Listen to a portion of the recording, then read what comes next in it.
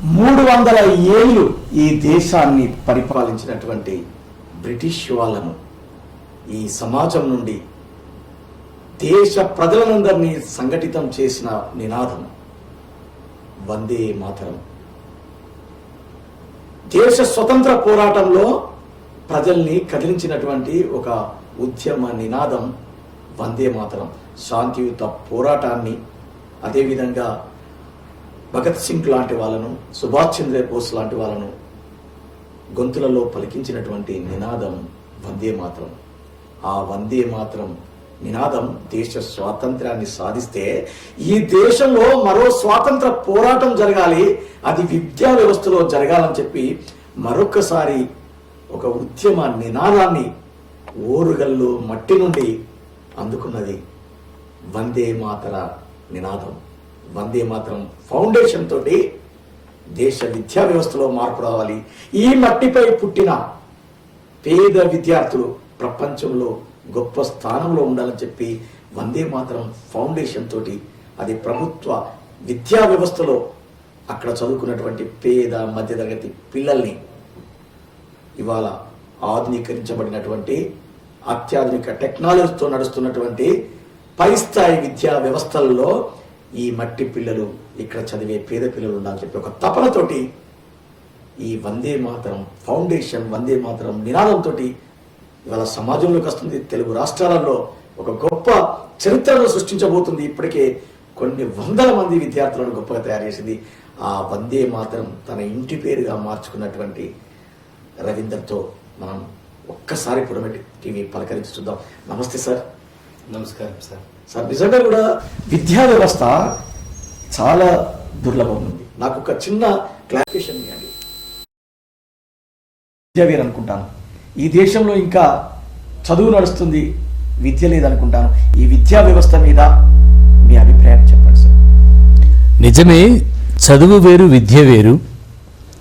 ఇప్పుడంతా కూడా చదువు కొనసాగుతుంది. విజ్ఞత, విచక్షణ, విశ్లేషణాత్మకమైనటువంటి గుణశీలాన్ని కలిగించేది విద్య. అనేక రకాల ప్రవృత్తుల నుంచి వృత్తులుగా మార్చుకునేటువంటిది విద్య. నిద్రాణమైనటువంటి వారిలో ఉన్నటువంటి శక్తిని, తృష్ణని, వారి యొక్క లైఫ్ పర్పస్ ఏంటో అటువైపు తీసుకెళ్లేది విద్య.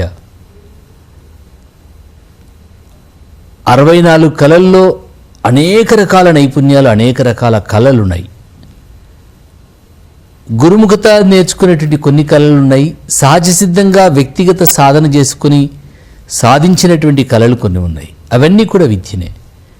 కేవలం చదువు అనేటువంటిది సమాచారాన్ని సంగ్రహించి, సమాచారాన్ని వెళ్ళవేసి, ఆ సమాచారాన్ని పేపర్ మీద పెట్టడం, దానివల్ల మనం విద్య అనుకుంటున్నాం, చదువు అనుకుంటున్నాం. చదువుకు విద్యకి చాలా వ్యత్యాసం ఉంది.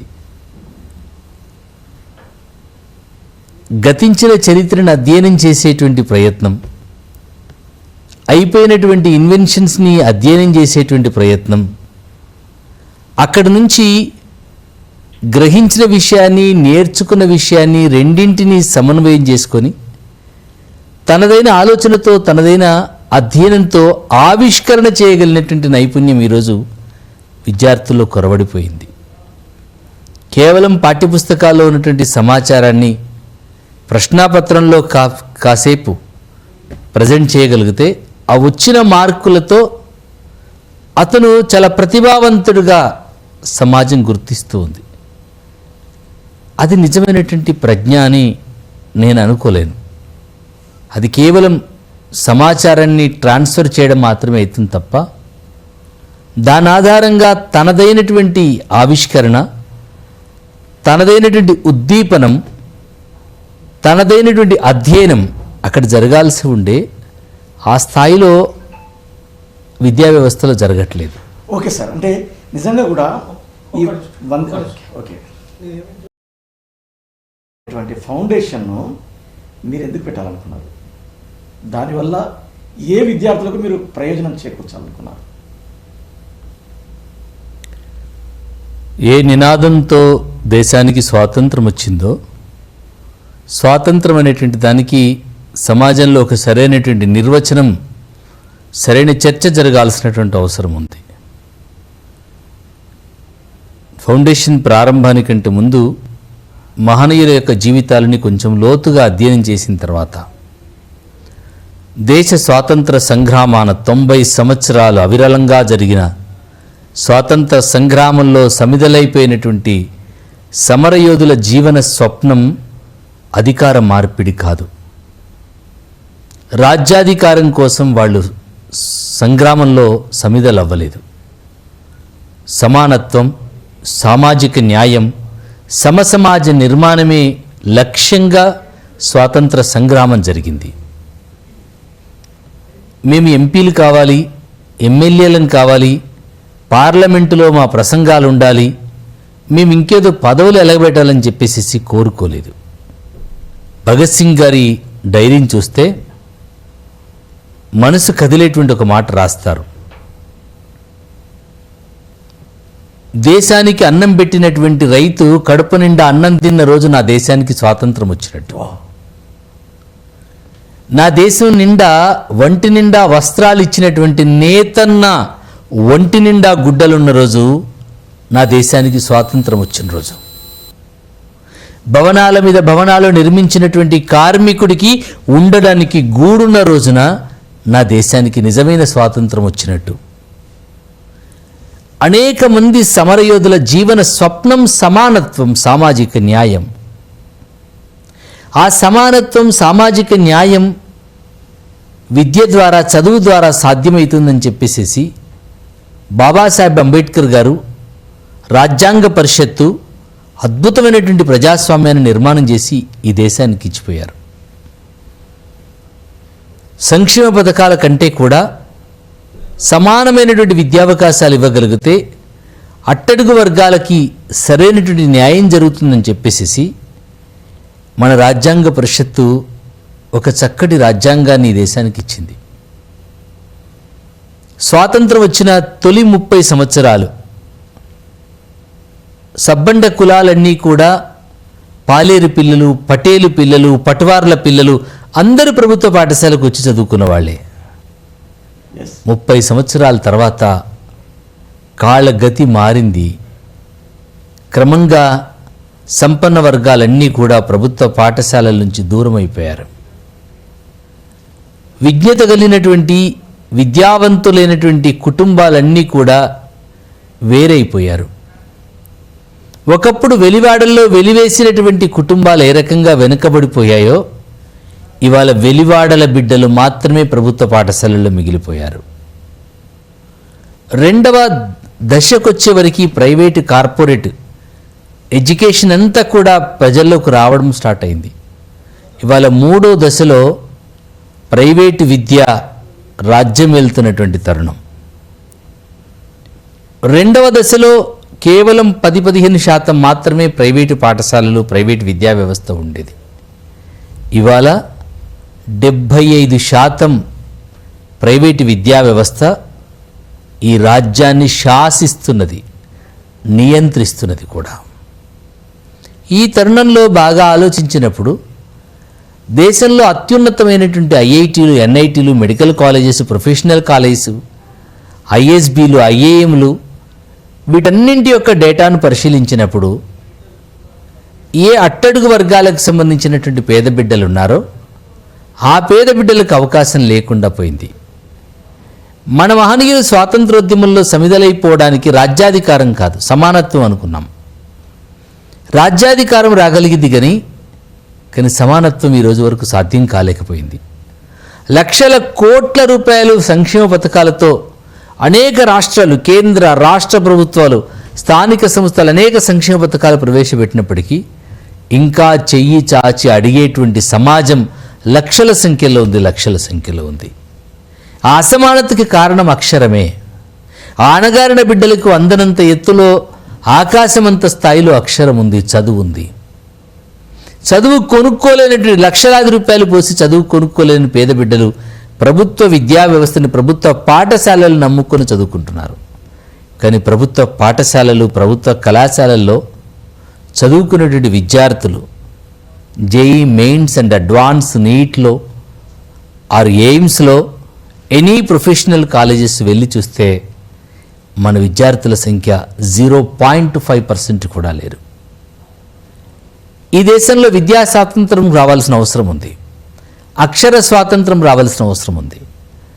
సమానత్వం, సామాజిక న్యాయం కోసం, సమసమాజ నిర్మాణం కోసం స్వాతంత్ర సంగ్రామాన్ని సమిధలైపోయినటువంటి ఆ మహనీయుల స్వప్నాన్ని సాకారం చేయాలంటే ప్రభుత్వ పాఠశాలలో చదువుకునేటువంటి అణగారిన బిడ్డలకి ఆశయాలకు ఊతమిచ్చినప్పుడే ఈ దేశంలో నిజమైనటువంటి స్వాతంత్ర ఫలాలని అట్టడుగు వర్గాలు అందుకుంటాయనేటువంటి ఉద్దేశంతో ఆ మహనీయులు సంకల్పించినటువంటి స్వాతంత్ర సమర నినాదాన్ని స్ఫూర్తిగా తీసుకుని వందే మాతరం ఫౌండేషన్ ఏర్పాటు చేయడం జరిగింది.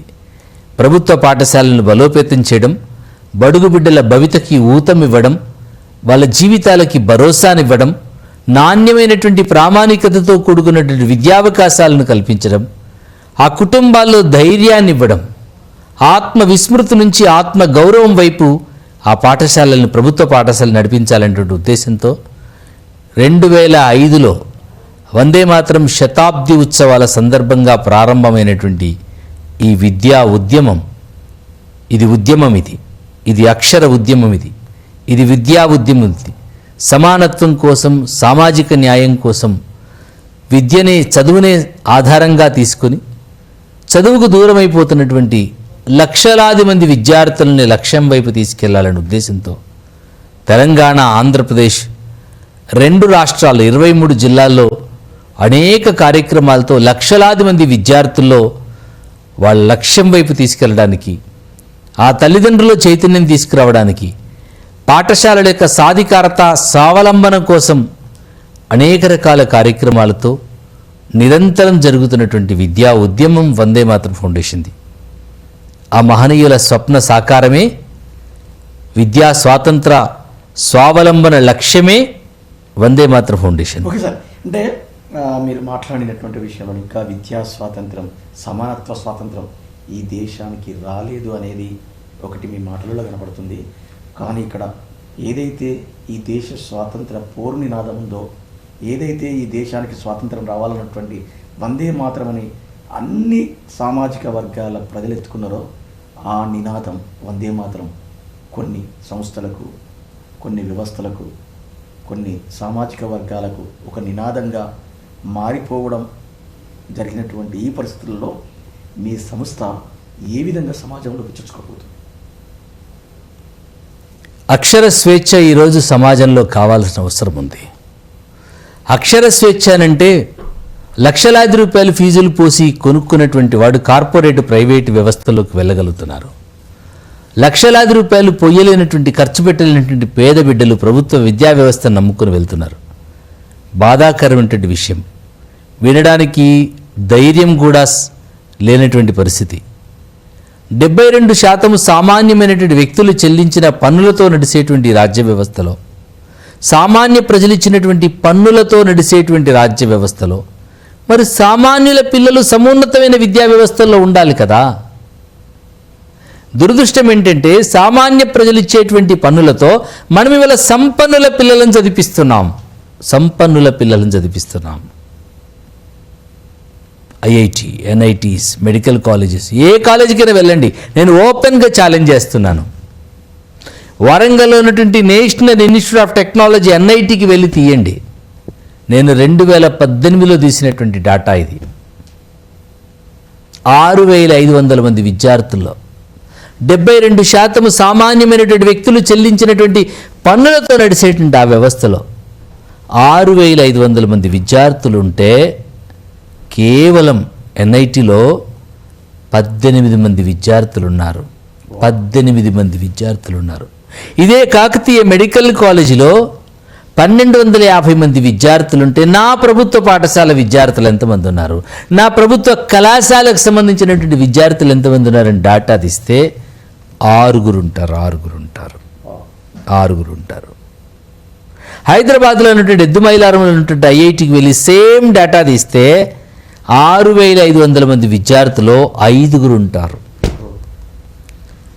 మీరు లక్షలాది సార్లు ఈ దేశం విశ్వగురువుగా నిలబెట్టాలని చెప్పేసి కలలు కనవచ్చు. ఒక అంగం బలంగా ఉంటే ఒక అంగం బక్క చిక్కిపోతే అది యోగం కాదు, రోగం అవుతుంది. అక్షరం కోసం, అన్నం కోసం అలవటించేటువంటి సమాజం ఒకవైపు ఏడుస్తుంది. బంగారు తెలంగాణ చాలా నినాదాలు విన్నాం మనం. బడుగు బిడ్డలు చదివేటువంటి బడుల పునాదులను బలోపేతం చేస్తే ఆ బడుల పునాదుల మీదనే బడుగు బిడ్డల భవిష్యత్తు నిర్మాణం అవుతుంది. అప్పుడు మాత్రమే బంగారు తెలంగాణ సాధ్యం కాగలుగుతుంది. నినాదాలతో సాధ్యం కాదు ఇది. ఓకే, ఈ తెలంగాణ ప్రాంతంలో కాకతీయ సామ్రాజ్యం కొన్ని వందల ఏళ్ల పాటు పరిపాలించినటువంటి కాకతీయ సామ్రాజ్యం ఒక సాంకేతిక పరిజ్ఞానంతో, కొన్ని విద్యలతోటి ప్రపంచంలోనే ఒక ప్రత్యేకతను చాటుకున్నటువంటి ఈ ఓరుగల్ మట్టిపై మనం అనుకున్నట్టు, అంటే ఏదైతే మీరు చెప్పారో, ఈ బట్టలు నేసే నేతన్నల ఒంటి నిండా బట్టలు ఉన్నప్పుడు ఈ దేశానికి స్వాతంత్రం వచ్చినట్టు, ఇట్లా అనేక వృత్తుల నుండి నేపథ్యాన్ని చూసుకొని వాళ్ళ కుటుంబాలు బాగుండాలని కోరుకుంటున్నారో, ఇవాళ ఎర్రకోటకు తివాచీలు పరిచినటువంటి ఓరుగల్ మట్టి, తయారు చేసినటువంటి ఓరుగల్ మట్టి, ఇంతటి చారిత్రాత్మకమైనటువంటి నేపథ్యం ఉన్న ఇక్కడ నిజాము నవాబే అజంజాయి మిల్లును ఏర్పాటు చేసిండు. అది లేకుండా పోయింది, ఆ విద్య లేకుండా పోయింది. చదువుకు ప్రాముఖ్యతనిస్తూ విద్యను దూరం చేస్తున్నటువంటి సమాజాన్ని మీరు ఎట్లా చూస్తారు? ఇక్కడ ఒక పెద్ద వ్యత్యాసం ఉందండి. ఈ కళల్ని ఎవరు పోషించాలి? ఎన్ని తరాలు పోషించాలి? దీనికి ఎవరు బాధ్యులు? నేను కూచిపూడి నాట్యం అద్భుతంగా చేయగలుగుతాను, పేరిణి నాట్యం అద్భుతంగా చేయగలుగుతాను. నా తండ్రి అదే పని చేశాడు, నా తాత అదే పని చేశాడు, నా ముత్తాత అదే పని చేశాడు. మేము ఇంకా తివాచీలు చేసుకుంటూనే ఉంటాం. కానీ మీరు మాత్రం సివిల్ సర్వెంట్లు అవుతారు, మీరు మాత్రం ఐఐటిఎన్స్ అవుతారు. మేము పనిచేసేటువంటి మా పనికి సరి అయిన గౌరవం దక్కలేదు, మా పనికి సరైన గుర్తింపు దక్కలేదు. ఈ సమాజం మమ్మల్ని సగటు కార్మికులుగానే చూసింది తప్ప మమ్మల్ని హక్కును చేర్చుకోలేదు. అత్యున్నతమైనటువంటి గౌరవాన్ని మాకు కల్పించి ఉంటే మీ ఐఐటీలు మాకెందుకు, మీ ఎన్ఐటీలు మాకెందుకు, మీ టెక్నాలజీ మాకెందుకు? మా విద్వత్తు విశ్వజనీనమైనటువంటి విద్వత్తుగా నిలబడిపోయేది. మా కళలను గౌరవించని కారణంగా, మా వృత్తులను గౌరవించని కారణంగా, మా వృత్తులు మాకు కడుపు నింపని కారణంగా మీతో పాటు మేము కూడా చదువుకుంటే ఆఫీసర్లం అవుతాము, మేము కూడా చదువుకుంటే మీతో పాటు టెక్నీషియన్స్ అవుతామని చెప్పేసి సహజసిద్ధంగా వంశపారంపర్యంగా వచ్చినటువంటి మా కళల్ని, మా వృత్తులని, మా ప్రవృత్తులని మా మనస్సాక్షి ఒప్పుకోకపోయినా వదిలేసేసుకున్నాం.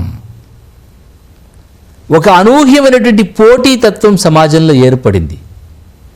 ఆ తివాచీలు నేస్తున్నటువంటి ఆ కార్మికులు తాత ముత్తాతల నుంచి, తండ్రుల నుంచి అదే పని చేస్తున్నటువంటి కార్మికులు ఉన్నారు. అదే పక్క గృహంలో ఉండబడినటువంటి వ్యక్తి చదువుకున్నాడు, అతను పొజిషన్కి వెళ్ళిపోయాడు, అబ్రాడ్కి వెళ్ళిపోయాడు, ఐఐటీలో అడ్మిషన్ తీసుకున్నాడు. వాళ్ళ జీవితం ఒక రకంగా గడిచిపోతుంది. వాళ్ళని చూసిన తర్వాత 24 గంటలు నేను తివాచి పట్టుకొని కూర్చుంటే నాకు వచ్చేది 100 రూపాయలు, 200 కదా. నా నెలసరి గడవడానికి భోజనం గడువు వెళ్ళలేకపోతుంది కదా. ఈ చేనేతను నమ్ముకుంటే, ఈ వృత్తులు నమ్ముకుంటే నాకు తిండి పెట్టలేకపోతుంది కదా. ఈ ఆత్మ న్యూనతా భావాన్ని సమాజం కల్పించింది. ఆ కళల్ని, ఆ వృత్తులని, ఆ విద్యని ఆత్మ విస్మృతితో ఒక్కొక్కటిగా కోల్పోయారు. ఈ పోటీ ప్రపంచంలో పడిపోయి అందరితో పాటు మేము చదువుకుంటాం, అందరితో పాటు మాకు గౌరవం దక్కాలని చెప్పేసి సమాజం కోరుకుంది. ఎంతమంది కళలు మనం ప్రోత్సహించగలుగుతున్నాం? ఒకప్పుడు ఇవాళ వరంగల్ కోటకు వెళితే అద్భుతమైనటువంటి శిలలు, అద్భుతమైనటువంటి ఆ శిల్ప సంపద చూసినప్పుడు ఆ శిల్పాచార్యులందరూ కూడా వరంగల్ వాళ్ళే కదా. ఇవాళ వరంగల్ మొత్తం వెతికినా కూడా అలాంటి శిల్పాచారులు మనకు కనిపించరు.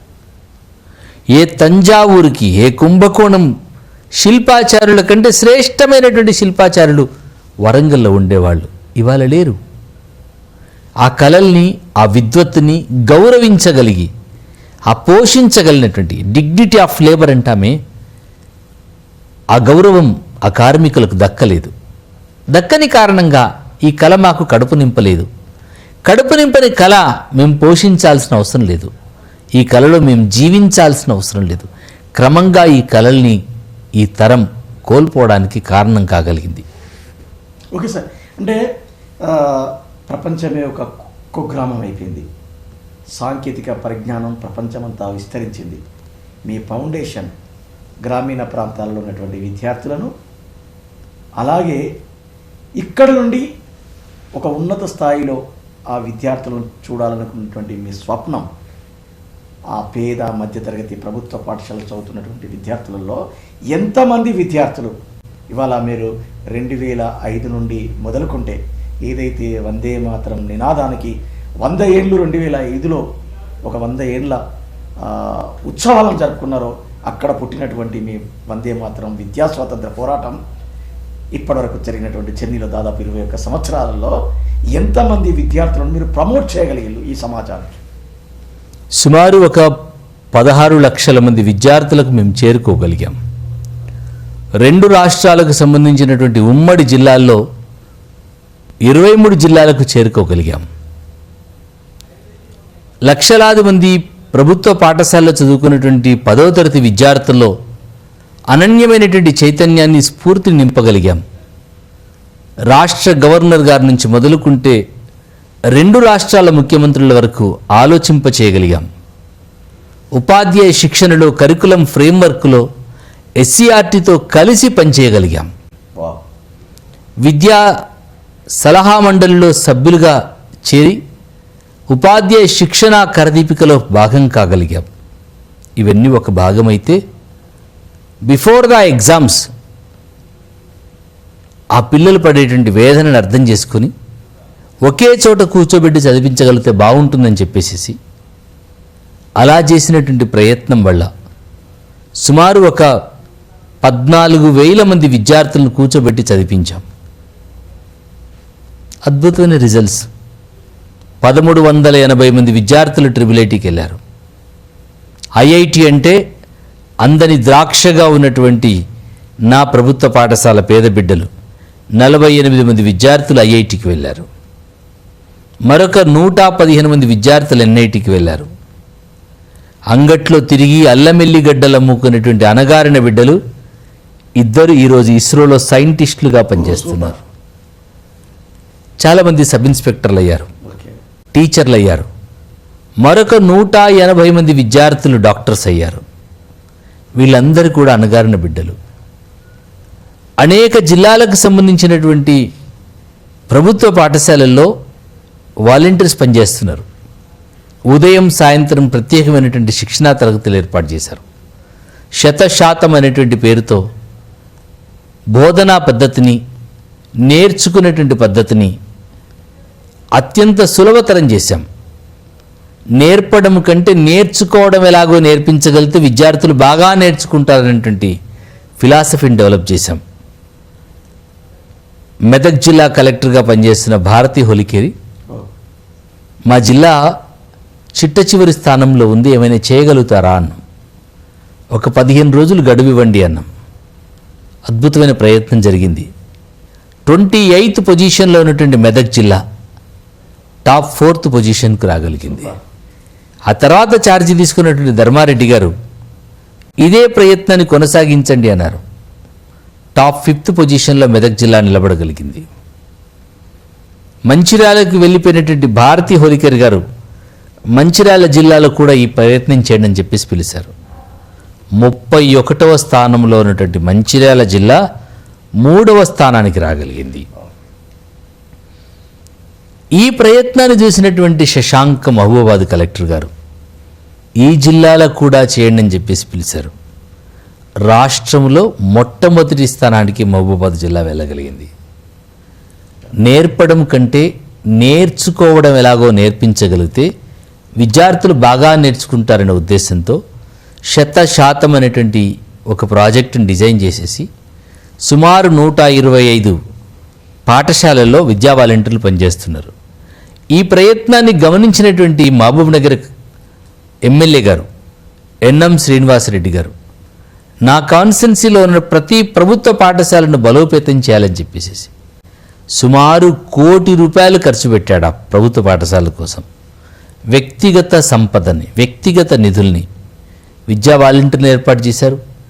ఈ ఫిలాసఫీని ముందు పెట్టారు. పేరెంట్స్ని మోటివేట్ చేశారు, టీచర్స్కి స్టూడెంట్స్కి వర్క్షాప్స్ కండక్ట్ చేశారు. ఇవాళ మహబూబ్నగర్ ట్రిబుల్ ఐటీ నిండా కూడా మహబూబ్నగర్ పిల్లలు ఉండాలని చెప్పేసి సంకల్పం చేసేసి బిఫోర్ ద ఎగ్జామ్స్ ఒక 200 మంది విద్యార్థులకు ఇంటెన్సివ్ ప్రిపరేషన్ క్యాంప్స్ కూడా ఫుడ్ అండ్ అకామిడేషన్ ప్రొవైడ్ చేసేసి ఏర్పాటు చేయగలిగారు.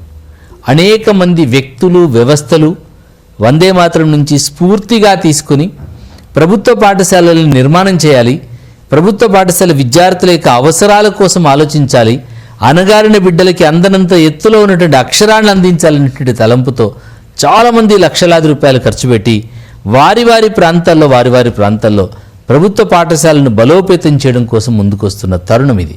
ఓకే సార్, అంటే మనం ఒక 2 కోణాల్లో చూద్దాం. మనం ఈ వ్యవస్థను ఫస్ట్ దేశంలో ప్రభుత్వ రంగంలో పనిచేస్తున్నటువంటి క్రింది స్థాయి ఉద్యోగుల నుండి మొదలుకుంటే కలెక్టర్ల వరకు, పై స్థాయి యంత్రాంగం వరకు, ఎమ్మెల్యేల నుండి ముఖ్యమంత్రి వరకు, ప్రధానమంత్రి వరకు ప్రభుత్వ పాఠశాలలకు ప్రాతినిధ్యం వహిస్తున్నటువంటి వీళ్ళందరూ, ప్రభుత్వ పాఠశాలలో పనిచేస్తున్నటువంటి టీచర్లందరూ చిన్న సర్వేలను చూసినా, చిన్నగా విశ్లేషణ చేసినా కూడా ప్రభుత్వ పాఠశాలలో పనిచేస్తున్నటువంటి టీచర్లు, ప్రభుత్వ పాఠశాలలో ఉన్నత స్థాయిలో ఉన్నటువంటి ఉద్యోగులు, అధికారులు స్థాపించిన కార్పొరేట్ పాఠశాలని, ప్రైవేట్ పాఠశాలని వాళ్ళ పిల్లలు ఒక 3% పిల్లలు కూడా ప్రభుత్వ వ్యవస్థలలో చదువుకోవడం లేదు. దీన్ని మీరు ఎట్లా చూస్తారు? మీరు 3% అంటున్నారు, నేను 0.5% కూడా లేరు. ఇదే డిస్క్రిమినేషన్ అంటే. నీ పిల్లలకు అక్కెరకు రాని చదువు నాకెందుకు? ఇది సమాజంలో జరుగుతున్నటువంటి ప్రశ్న. ఇది అకౌంటబిలిటీ లేని కారణంగా, మానిటరింగ్ లేని కారణంగా ప్రభుత్వ విద్యా వ్యవస్థ మీద అనేక రకాల అపోహలు నిర్మాణం అయ్యాయి. ప్రభుత్వ విద్యా వ్యవస్థలో ఒక విద్యార్థి పేరు మీద తెలంగాణ రాష్ట్రం ఖర్చు పెట్టే డబ్బు 1,08,000 రూపాయలు తెలంగాణ రాష్ట్రం ఖర్చు పెడుతోంది. ఆంధ్రప్రదేశ్ ప్రభుత్వం 1,20,000 రూపాయలు ప్రభుత్వ పాఠశాల విద్యార్థి పేరు మీద ప్రతి సంవత్సరం ఖర్చు పెడుతుంది. ఇంత లార్జెస్ట్ అమౌంట్ ప్రభుత్వాలు ఖర్చు పెట్టి అద్భుతమైనటువంటి, అసాధారణమైనటువంటి సామర్థ్యం కలిగినటువంటి ఉపాధ్యాయులనిచ్చి పర్యవేక్షణ లేకపోతే ఏ ఉపాధ్యాయుడిని ఎలా పనిచేస్తాడు? అకౌంటబిలిటీ లేకపోతే ఏ ఉపాధ్యాయుడిని ఎలా పనిచేస్తాడు? వాళ్ళకి అర్థమైపోయింది మా పాఠశాలలో సామర్థ్యం లేదనేటువంటి విషయం. మా పాఠశాలలో మా పిల్లల్ని మేము బలి చేయలేము అనేటువంటి ఉద్దేశంతో వాళ్ళదైన పద్ధతిలో వాళ్ళు వెళ్ళిపోయారు. ఇవాళ ఏ ఎమ్మెల్యేకు ధైర్యం ఉంది, ఏ ఎంపీకి ధైర్యం ఉంది ప్రభుత్వ పాఠశాలలో తమ బిడ్డల్ని చదివించగలిగినటువంటి ధైర్యం ఉందా? మీకు ధైర్యం లేనప్పుడు ప్రభుత్వ పాఠశాల గురించి మాట్లాడేటువంటి మోరల్ రైట్ మీకు ఎక్కడుంది? అనగారిన బిడ్డలు ఒకప్పుడు వెలివేడల్లో వెలివేస్తే వెతలపాలైనటువంటి కుటుంబాలు ఏ రకంగా ఉన్నారో ఎగ్జాక్ట్ ఇవాళ ప్రభుత్వ పాఠశాలలో చదువుకున్నటువంటి పేద బిడ్డలు వాళ్ళ పక్షాన కూర్చొని చదువుకోవడానికి కలెక్టర్ల పిల్లలు రెడీగా లేరు, ఎమ్మెల్యే పిల్లలు రెడీగా లేరు, ఎంపీ పిల్లలు అంతకంటే రెడీగా లేరు. వీళ్ళందరూ కూడా మొదటి తరానికి చెందినటువంటి పిల్లలు మాత్రమే ప్రభుత్వ పాఠశాలల్లో ఉన్నారు. మీరు గమనించండి, ఈ రాష్ట్రంలో 33 జిల్లాలు ఉన్నాయి. 3 జిల్లాలకు మాత్రమే రెగ్యులర్ డిఓలు ఉన్నారు. 700 మండలాలు ఉన్నాయి. 700 మండలాల్లో కేవలం 11 మండలాలకు మాత్రమే ఎంఈఓలు ఉన్నారు. ఇలాంటి పరిస్థితులలో ఎట్లా సాధ్యమవుతుంది? వ్యవస్థ బాగుపడుతుంది అనేది ఎట్లా అనుకుంటాం మనం? సాధ్యం కాదు అది. సో దానికి అంటే అన్నీ ఇచ్చాం, బట్టలు ఇచ్చాం, భోజనం పెట్టాం, పుస్తకాలు ఇచ్చాం, మీరు చదువుకోండి అంటే ఎట్లా సాధ్యమవుతుంది? ఇవన్నీ కూడా ఫుల్ఫిల్ చేయాల్సిన అవసరం ఉంది, ప్రమాణాలు పెంచాల్సిన అవసరం ఉంది. ఈ వందే మాతరం ఫౌండేషన్ ఇలాంటి పరిస్థితుల మీద ప్రభుత్వానికి ఎలాంటి సూచనలు చేయదలుచుకున్నారు? చాలా చేశాము. వాళ్ళదైనటువంటి బ్రాండ్ కోసం వాళ్ళు ప్రయత్నం చేస్తున్నారు. కానీ ఉన్న వ్యవస్థకి ఊతం ఇవ్వగలిగితే కొత్త వ్యవస్థలు అక్కర్లేదు. ఉన్న వ్యవస్థ ప్రాణం పోయి కొత్త వ్యవస్థ నిర్మాణం చేయాలనేటువంటి ప్రయత్నంలో ప్రభుత్వాలు ఆలోచిస్తున్నాయి.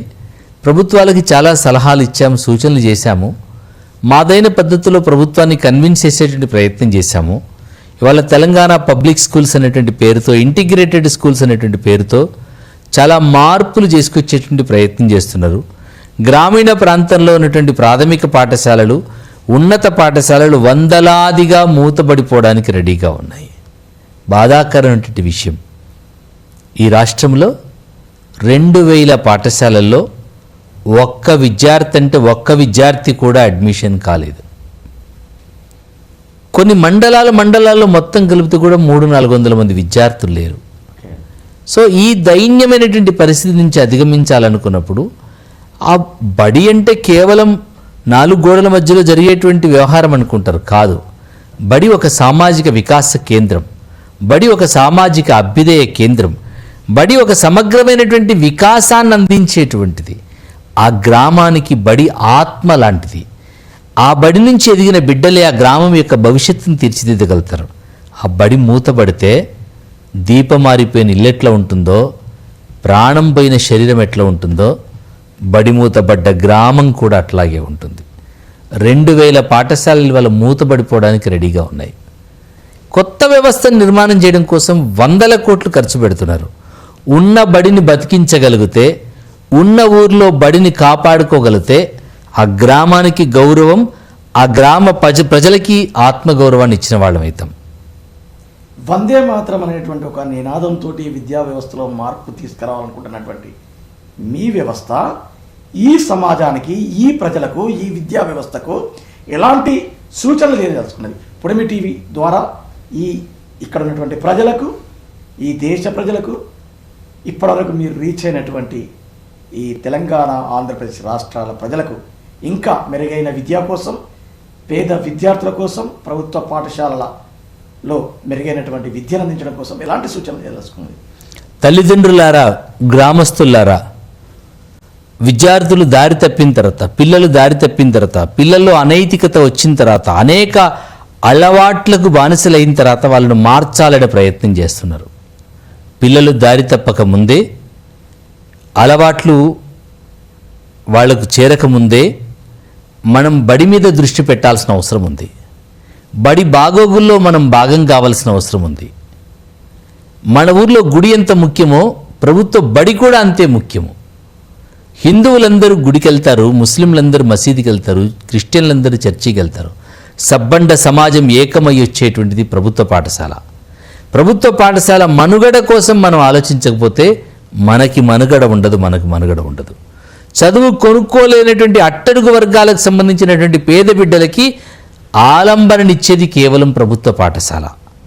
ఆ పాఠశాల లక్షలాది రూపాయలు ఖర్చు చేసేసి అర్హత లేని, అనుభవం లేనటువంటి ప్రైవేటు పాఠశాలల వైపు పరుగోని పరిగెత్తుతున్నటువంటి తల్లిదండ్రులందరికీ నా ప్రార్థన, అర్హత ఉన్న ఉపాధ్యాయుడున్నాడు, అనుభవం ఉన్నటువంటి ఉపాధ్యాయుడున్నాడు, లక్షలాది రూపాయలు ప్రభుత్వం ఖర్చు చేస్తుంది. మనం బడి బాగోగుల్లో భాగం కాగలిగితే ఏ ఉపాధ్యాయుడైనా పనిచేయగలుగుతాడు. మన ఊర్లో బడిని బతికించుకోవడానికి మనం ఉద్యమించాల్సినటువంటి అవసరం ఉంది. మనం ఉద్యమిస్తే విద్యా స్వాతంత్రం మనం పొందడానికి అవకాశం ఉంటుంది. అత్యున్నతమైనటువంటి చదువులు మన పిల్లలు చదవాలనుకున్నప్పుడు మన ఊర్లో ఉన్నటువంటి మన బడిని బతికించుకోవడం కోసం గ్రామ విద్యాభివృద్ధి కమిటీలు ఏర్పాటు చేసుకోండి. ఇంటికి 100 బడికి చందా అనేటువంటి నినాదంతో కోట్లాది రూపాయలు సేకరించుకొని ఎవరో వస్తారు, ఏమో ఇస్తారని ఎదురు చూడకుండా మా బడిని మేము బతికించుకుంటాం. మనమ్మ 9 నెలలు మోస్తే నాన్న 4 ఏళ్ళు భుజాన్ని ఎత్తుకుంటే బతుకంతా మోసేది బడి. నేను మనిషిగా ప్రపంచంలో వేదిక మీద నిలబెట్టింది బడి, ఈ ప్రపంచానికి ప్రయోజకునిగా మార్చింది బడి. అట్లాంటి చదువుల తల్లి నీ కళ్ళ ముందు మూతబడుతుంటే మనందరి మనుగడకు ఆధారమైనటువంటి బడి దీనంగా ఉంటే అది మనకు కలంకం కాదా? అది అవమానం కాదా? కృతజ్ఞత రాహిత్యం కాదా? ఉద్యమిద్దాం, ఊరుబడిని బతికిద్దాం, మనందరం సంఘటితమైదాం, సబ్బండ సమాజం ఏకమైదాం, ఆ అక్షరాలయానికి అండగా నిలబడదాం, అణగారిన బిడ్డల యొక్క అక్షరాకాంక్షల్ని నెరవేరుద్దాం. చూద్దాం.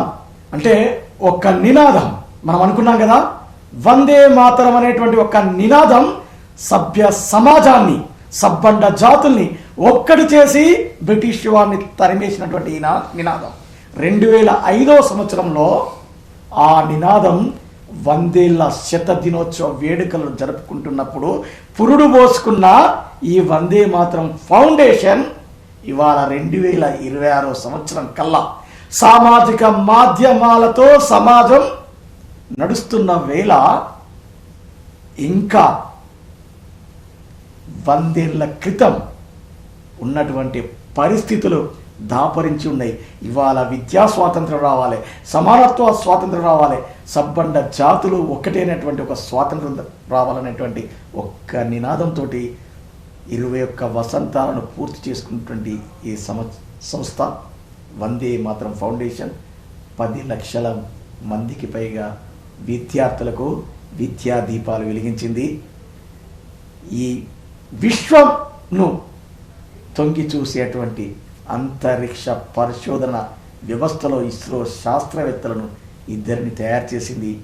ఐఐటి, ఎన్ఐటిలో ఐఏఎస్లను, ఐపీఎస్లను, పోలీసులను అనేక మందిని గ్రామీణ ప్రాంతాల నుంచి తయారు చేసి ఇవాళ మేమిచ్చేటువంటి నినాదం మీ ఊరి బడి కోసం, ఈ సమాజం కోసం, ఊరి బడిని కాపాడడం కోసం, సబ్బండ జాతులు ఒకే దిక్కు చదువుకోవాలనేటువంటి నినాదం కావాలని, రైతులు, పేదలు ఎవరైనా కూడా విద్యా వ్యవస్థలో భాగస్వామ్యం కావాలని, ప్రభుత్వ రంగంలో పనిచేసే ప్రతి వ్యక్తి తమ పిల్లల్ని ప్రభుత్వ పాఠశాలలు బతికించడం కోసం పంపించాలని, అక్కడి నుండే ఒక విద్యా వ్యవస్థ, విద్యావంతులు ఎదగాలని కోరుకుంటూ సాగుతున్నటువంటి వందే మాతరం ఫౌండేషన్కు పొడిమి టీవీ నమస్కరిస్తుంది. నిజంగా ఆ సంస్థ ఇంకా పేద మధ్యతరగతి విద్యార్థుల విద్యా వ్యాప్తికి నిలబడాలని కోరుకుంటుంది. ధన్యవాదాలు సార్. ధన్యవాదాలు సార్. ధన్యవాదాలు.